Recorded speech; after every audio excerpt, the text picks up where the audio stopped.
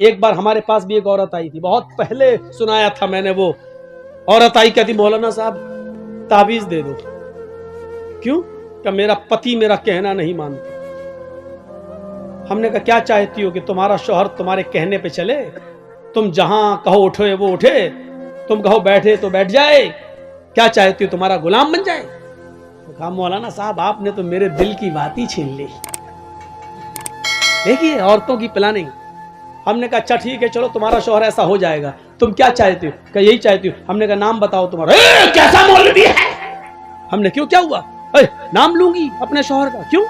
अरे नाम लेने से तो तलाक हो जाएगी। हमारे बड़े बड़े मौलाना कहते हैं कि पत्नी को पति का नाम नहीं लेना चाहिए। हमने कहा अच्छा, और हमें उसके मुंह से नाम निकलवाना था।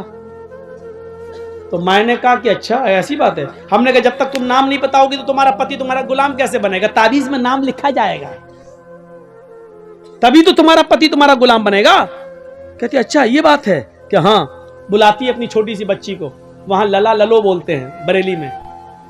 लड़के को लला, लड़की को ललो। ललो इधर आ। हाँ क्या तेरे पापा का क्या नाम है? बच्ची कहती है रहमतुल्लाह। मेरे पापा का नाम रहमतुल्लाह। हमने कहा रहमतुल्लाह? हाँ हाँ हाँ हाँ। हमने कहा ये तो रहमतुल्लाह बता रही है कि हाँ यही नाम है। हमने कहा क्या नाम है? कहा यही जो बताया बच्ची ने। फिर भी नहीं बोल रही, वो भी बड़ी ढीठ है। तो हमने कहा क्या नाम है? ये बच्ची सही से नहीं बोल रही कि वही बोल रही है। सही है क्या? क्या है बच्ची? रहमतुल्लाह। हमने कहा रहमतुल्लाह कि हाँ हाँ जो आप बोल रहे हैं वही है। तो हमने कहा ये नाम तो तुम्हें लेना पड़ता है। तो कभी नहीं लेती हूं। हमने कहा तो इसका मतलब तुम नमाज नहीं पढ़ती हो? कहना नहीं, नमाज 5 टाइम की पढ़ती हूं। हमने कहा नमाज पढ़ती हूं उसमें तो नाम आता है? कहा नहीं आता है। हमने कहा नमाज पढ़ती हूं तो सलाम नहीं फेरती हो? क्या फेरती हूं? हमने कहा उसमें तो आता है अस्सलामु अलैकुम बरहमतुल्लाह। रहमतुल्लाह आता है कि नहीं आता है? तो कहती है जब वो नाम आता तो नहीं लेती हूं। तो हमने कहा फिर क्या कहती हो? तो कहती जब वो नाम आता तो मैं कह देती हूँ अस्सलामु अलैकुम ललो के अब्बा। मैं नाम नहीं लेती हूँ। अस्सलामु अलैकुम ललो के अब्बा, अस्सलामु अलैकुम ललो के अब्बा। बताइए ये हाल है।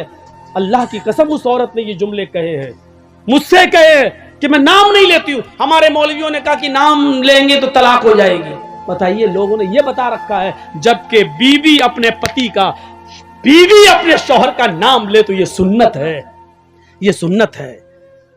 देखिए अल्लाह के नबी अपनी बीवी आयशा से कहते हैं आयशा जब तुम नाराज होती हो तो मैं समझ जाता हूं कि तुम मुझसे नाराज हो, और जब तुम मुझसे खुश होती हो तो मैं समझ जाता हूं कि तुम मुझसे खुश हो। हजरत आयशा ने कहा अल्लाह के नबी कैसे? मैं तो कभी जाहिर नहीं होने देती हूं अपनी नाराजगी, फिर आप कैसे समझ जाते हैं? मैं नाराज भी होती हूं तो हम जाहिर नहीं होने देते कि मैं नाराज हूं, फिर आप कैसे समझ जाते हैं? फरमाया आयशा शौहर हूं तुम्हारा, चेहरा पढ़ता हूं, जानता हूं तुम्हें। का नहीं, बताइए आप मेरी नाराजगी का पता कैसे लगाते हो? फरमाया आयशा जब तुम मुझसे नाराज होती हो तो कहती हो किसी बात पर इब्राहिम के रब की कसम। क्या कहती हो? नहीं नहीं, इब्राहिम के रब की कसम मैंने ऐसा नहीं किया, इब्राहिम के रब की कसम मैंने खाना खा लिया, इब्राहिम के रब की कसम। जब तुम मुझसे नाराज होती हो तो कहती हो इब्राहिम के रब की कसम, और जब तुम मुझसे खुश होती हो तो कहती हो मोहम्मद के रब की कसम। मोहम्मद के रब की कसम मैंने खाना खा लिया, आप भी खाइए। अल्लाह के नबी मोहम्मद आपके रब की कसम, मोहम्मद के रब की कसम। आयशा जब तुम मेरा नाम लेती हो तो मैं समझ जाता हूं कि तुम मुझसे खुश हो। आयशा की उम्र कितनी है? 9 साल। और अल्लाह के नबी की उम्र कितनी है? 54, 54 साल। लेकिन मियां और बीवी के दरमियान इतनी लंबी उम्र का फासला होने के बावजूद आयशा क्या कह रही हैं? मोहम्मद के रब की कसम। और अल्लाह के नबी क्या कह रहे हैं? नाम लो। क्या कह रहे हैं? नाम नहीं लेना चाहिए है? मैं पति हूं। क्या कह रहे हैं? जब तुम मुझसे खुश होती हो तो मैं समझ जाता हूं कि खुश हो, क्योंकि तुम कहती हो मोहम्मद के रब की कसम। यानी बीवी जब अपने पति का नाम ले तो ये मोहब्बत की अलामत है, मोहब्बत की अलामत है। मैं तो कहता हूं कि नाम लेना चाहिए, हर औरत को नाम लेना चाहिए। कुछ जाहिल औरतें क्या कहती हैं? बच्चे का नाम है फरीद तो अपने पति को बुलाएंगी, आदमी का नाम है सलीम तो ये सलीम नहीं, ए फरीद के पापा सुनो। जब तक फरीद नहीं था तब तक क्या कहती थी? शादी तो तेरी सलीम से हुई है ना, फरीद तो 1 साल के बाद आया है ना। 1 साल तक वो क्या था? ए जी, ओ जी, बस कहां तुमने अपने आप को बना लिया? ए जी सुनो, अजी सुनो।